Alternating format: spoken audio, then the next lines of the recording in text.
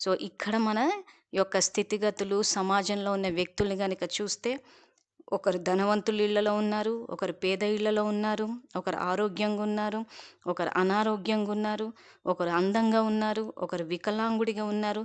ఇలా ఇన్ని తారతమ్యాలు వచ్చేసరికి భగవంతుడే తలరాత రాసేటప్పుడు ఇన్ని తారతమ్యాలు పెట్టారని చెప్పి ఆ విషయంలో కొంత వ్యతిరేకత వచ్చింది. కొంత ఆయన పట్ల భయం కూడా వచ్చింది. ఒకవేళ తప్పులు చేస్తే శిక్షలు ఇస్తాడేమో, వ్రాయడమే ఈ రకంగా రాశాడని.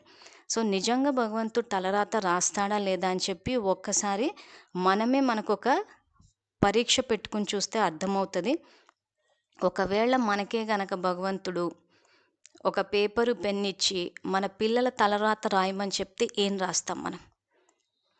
సో, ఒకవేళ అలాగే మాకు పెన్ను, పేపర్ ఇచ్చి రాయమని చెప్తే పిల్లలు దుఃఖాన్ని అనుభవించాలని, యాక్సిడెంట్లలో చనిపోవాలని, ఆడపిల్లలు అత్యాచారాలకు గురవ్వాలని, పరీక్షల్లో ఫెయిల్ అవ్వాలని, ఇలాంటివి ఏమైనా రాస్తామా? ఎందుకంటే ఇలాంటి సమస్యలు వచ్చినప్పుడంతా భగవంతుడే చేస్తున్నాడని అంటున్నాం.